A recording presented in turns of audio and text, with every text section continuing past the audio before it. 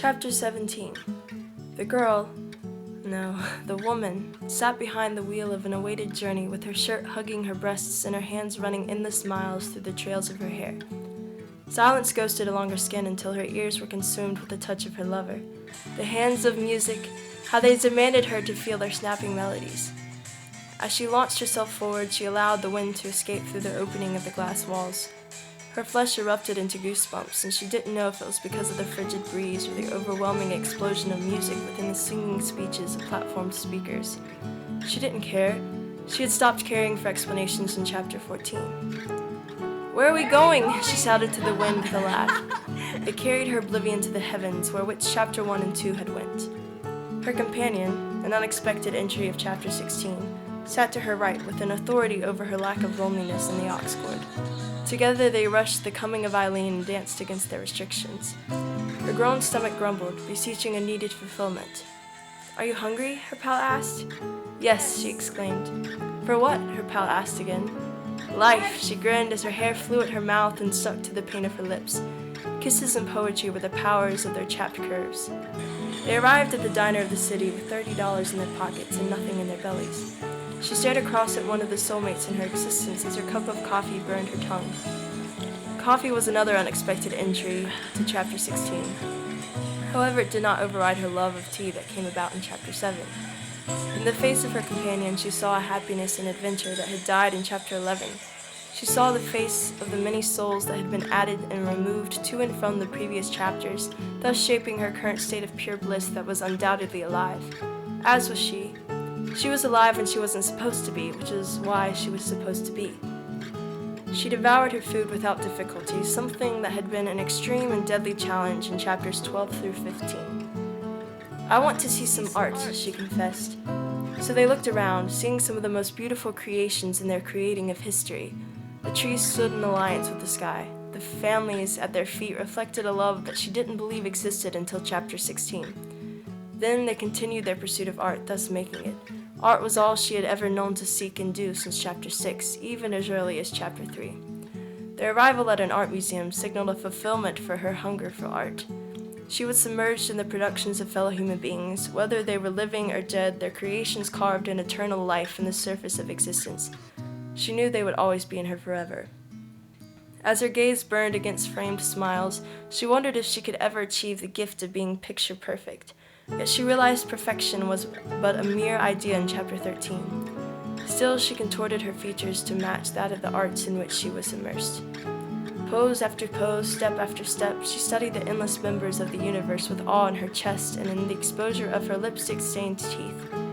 As her eyes perceived the twisted edges before her, her mind flew into the atmosphere with clouded distractions of an opposing dimension. Still, she remained in her body, reaching her fingers to grip the flea of sanity that taunted her shallow treads in an ocean of an unfathomable depth. "I love art," was all she could whisper to her companion. Listening or not, she needed to speak the only thing that she could to any audience. So she repeated it over and over again, surely provoking an annoyance of the unfortunate listener. Yet it was the only combination of words she could remember in the midst of her consumption. As her companion and her drifted into different areas of creations, she walked with a perceptive lens in her palms, attempting to capture the moment spinning in a still dance around her eager figure.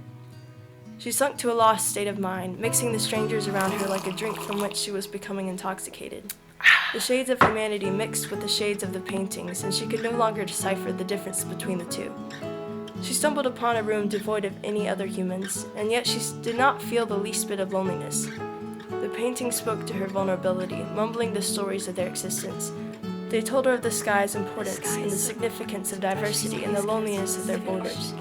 They told her of how they were the colors of the artist's tears, how the creators formed beauty in their weeping fragility.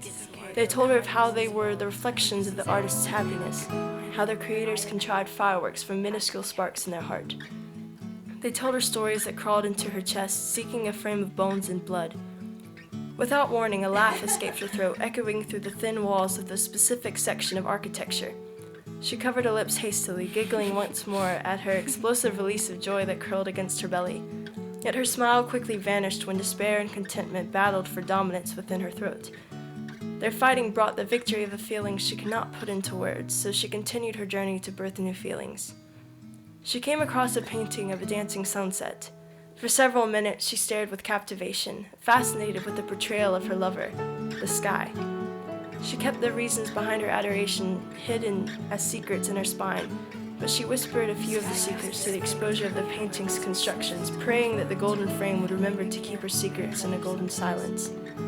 When another group of souls came to stare at the speck of the sky, she disregarded her selfish desires, muttering an apology before moving out of the way and returning to her pursuit.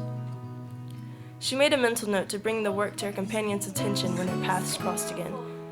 Eventually, she encountered a painting that depicted the beauty of the female body in its most unconcealed, natural form. Impressionism impressed her impression of the representation of humanity.